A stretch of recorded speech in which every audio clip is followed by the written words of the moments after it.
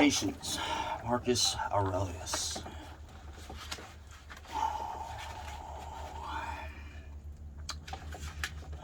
We're going to skip the introduction. Long introduction. Okay, very long introduction.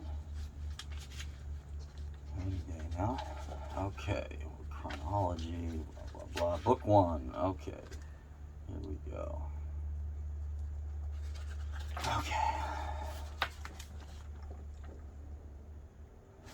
Is this table of contents here? It looks like maybe I should have picked this up first. All right. 1. My grandfather Verus. Character and self-control. My father, from my own memories and his reputation, integrity and manliness. My mother, her reverence for the divine, her generosity, her ability not only to do wrong, but even to conceive of doing it, and the simple way she lived, not in the least like the rich. These are numbered. The first was my grandfather, the second was my father, third my mother. So now 4, my great-grandfather. To avoid the public schools, to hire good private teachers, and to accept the resulting costs as money well spent. 5, my first teacher. Not to support this side or that in chariot racing, this fighter or that in the games, to put up with discomfort and not make demands, to do my own work, mind my own business, and have no time for slanderers. 6, Diognetus. I don't know if I'm pronouncing this right, and I will probably make a lot of mispronunciations. 6, Diognetus. Not to waste time on nonsense, not to be taken in by conjurers and hoodoo artists with their talk about incantations and exorcism and all the rest of it, not to be obsessed with quail fighting or other crazes like that, to hear unwelcome truths, to practice philosophy, and to study with Bachaeus, and then with Tandasis and Marcianus, to write dialogues as a student, to choose the Greek lifestyle, the camp bed, and the cloak. 7, Rusticus. The recognition that I needed to train and discipline my character, not to be sidetracked by my interest in rhetoric, not to write treatises on abstract questions or deliver moralizing little sermons, or compose imaginary descriptions of the simple life or the man who lives only for others, to steer clear of oratory, poetry, and belles lettres, not to dress up just to stroll around the house or things like that, to write straightforward letters like the one he sent my mother from Sinessa, and to behave in a conciliatory way when people have angered or annoyed us, want to make up, to read attentively, not to be satisfied with just getting the gist of it, and not to fall for every smooth talker, and for introducing me to Epictetus's lectures, and loaning me his own copy. 8, Apollonius. Independence and unvarying reliability, and to pay attention to nothing, no matter how fleetingly, except the logos, and to be the same in all circumstances, intense pain, the loss of a child, chronic illness, and to see clearly from his example that a man can show both strength and flexibility, his patience in teaching, and to have seen someone who clearly viewed his expertise and ability as a teacher as the humblest of virtues, and to have learned how to accept favors from friends without losing your self-respect or appearing ungrateful. 9, Sextus. Kindness. An example of fatherly authority in the home, what it means to live as nature requires. Gravity without airs. To show intuitive sympathy for friends, tolerance to amateurs and sloppy thinkers. His ability to get along with everyone, sharing his company, was the highest of compliments, and the opportunity and honor for those around him. to investigate and analyze with understanding and logic the principles we ought to live by, not to display anger or other emotions, to be free of passion and yet full of love, to praise without bombast, to display expertise without pretension. 10. The literary critic Alexander. Not to be constantly correcting people, and in particular, not to jump on them whenever they may make an error of usage or grammatical mistake or mispronounce something, but just answer their question or add another example or debate the issue itself, not their phrasing, or to make some other contribution to the discussion and insert the right expression unobtrusively. 11. Fronto. To recognize the malice, cunning, and hypocrisy that power produces, and the peculiar ruthlessness often shown by people from good families. 12. Alexander, the Platonist. Not to be constantly telling people or writing them that I'm too busy unless I really am. Similarly, not to be always ducking my responsibilities to the people around me because of pressing business. Catalyst. 13. Catalyst. Not to shrug off a friend's resentment, even unjustified resentment, but try to put things right. To show your teachers ungrudging respect, the Domitius and Athenodotus story, and your children unfeigned love. 14. My brother Severus. To love my family, truth, and justice. It was through him that I encountered Thresia, Helvidius, Cato, Dion, and Brutus, and conceived of a society of equal laws governed by equality of status and of speech, and of rulers who respect the liberty of their subjects above all else. And from him as well to be steady and consistent in valuing philosophy, and to help others and be eager to share, not to be a pessimist, and never to doubt your friends' affection for you. And that when people incurred his disapproval, they always knew it, and that his friends never had to speculate about his attitude to anything. It was always clear. 15. Maximus. Self-control and resistance to distractions. Optimism in adversity, especially illness. A personality and balance. Dignity and grace together. Doing your job without whining. Other people's certainty that what he said was what he thought, and what he did was done without malice. Never taken aback or apprehensive, neither rash nor hesitant or bewildered or at a loss. Not obsequious, but not aggressive or paranoid either. Generosity, charity, honesty. The sense he gave of staying on the path rather than being kept on it. That no one could ever have felt patronized by him or in a position to patronize him. A sense of humor. 16. My adopted father. Compassion. Unwavering adherence to decisions once he'd reached them. Indifference to superficial honors. Hard work. Persistence. Listening to anyone who could contribute to the public good. His dogged determination to treat people as they deserved. A sense of when to push and when to back off. Putting a stop to the pursuit of boys. His altruism.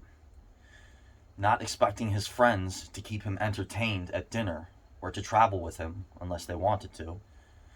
And anyone who had to stay behind to take care of something always found him the same when he returned.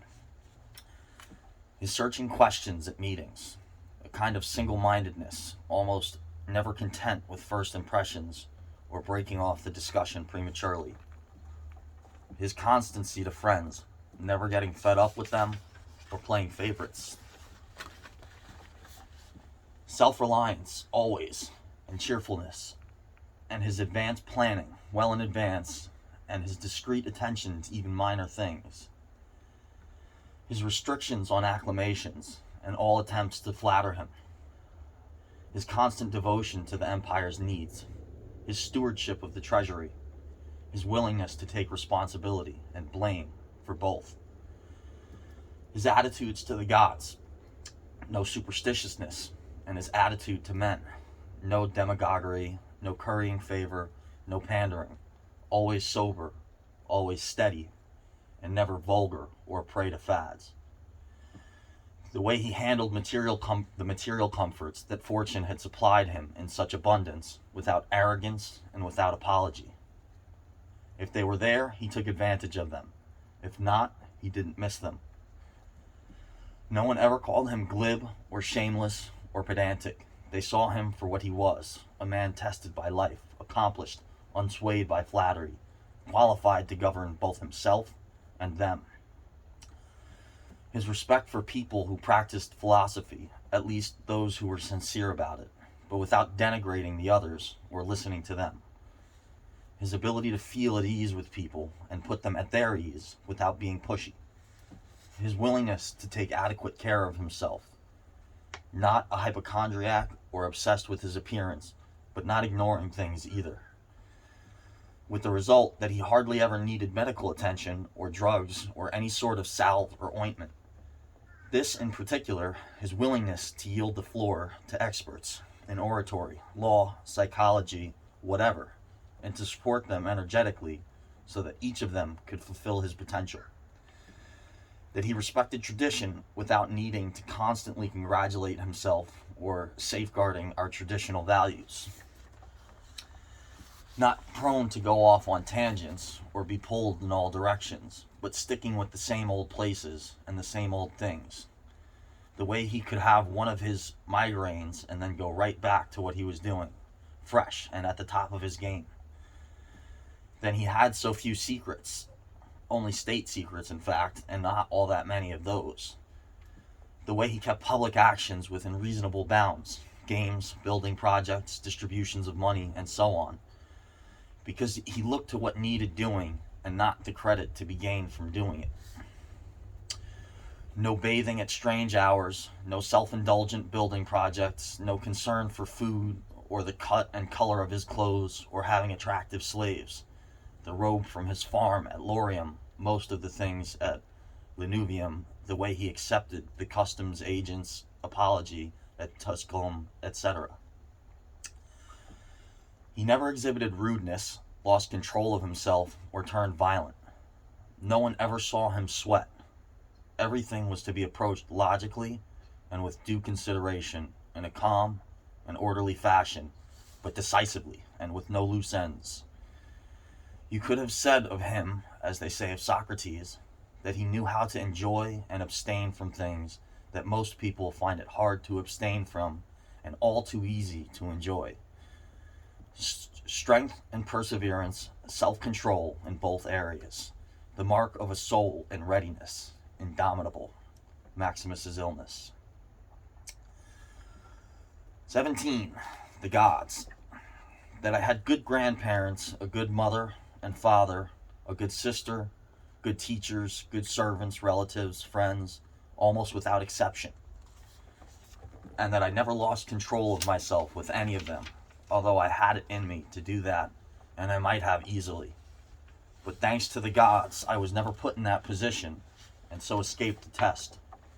That I wasn't raised by my grandfather's girlfriend for longer than I was. That I didn't lose my virginity too early, and didn't enter adulthood until it was time, put it off even. That I had someone, as a ruler and as a father, who could keep me from being arrogant, and make me realize that even at court, you can live without a troop of bodyguards and gorgeous clothes, lamps, sculpture, the whole charade. That you can behave almost like an ordinary person without seeming slovenly or careless as a ruler or when carrying out official obligations. That I had the kind of brother I did, one whose character challenged me to improve my own, one whose love and affection enriched my life. That my children weren't born stupid or physically deformed. That I wasn't more talented in rhetoric or poetry or other areas. If I'd felt that I was making better progress, I might never have given them up. that I conferred on the people who brought me up the honors they seemed to want early on, instead of putting them off, since they were still young, with the hope that I'd do it later. That I knew Apollonius and Rusticus and Maximus. That I was shown clearly and often what it would be like to live as nature requires. The gods did all they could, through their gifts, their help, their inspiration, to ensure that I could live as nature demands. And if I failed, it's no one's fault but mine, because I didn't pay attention to what they told me, to what they taught me, practically, step by step. That my body has held out, especially considering the life I've led. That I never laid a finger on Benedicta or on Theodotus, and that even later, when I was overcome by passion, I recovered from it. That even though I was often upset with Rusticus, I never did anything I would have regretted later. That even though she died young, at least my mother spent her last years with me. That whenever I felt like helping someone who was short of money or otherwise in need, I never had to be told that I had no resources to do it with, and that I was never put in that position myself of having to take something from someone else. That I have the wife I do, obedient, loving, humble. That my children had competent teachers. Remedies granted through dreams, when I was coughing blood, for instance, and having fits of dizziness, and the one at Cayeta.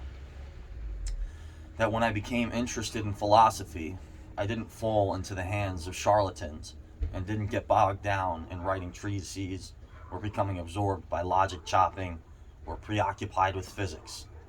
All things for which we need the help of fortune and the gods. I'll do a time check because that's the end of that section.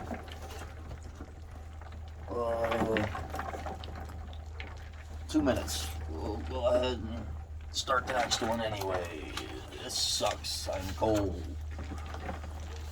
Book 2. On the River Grand, among the Quadi.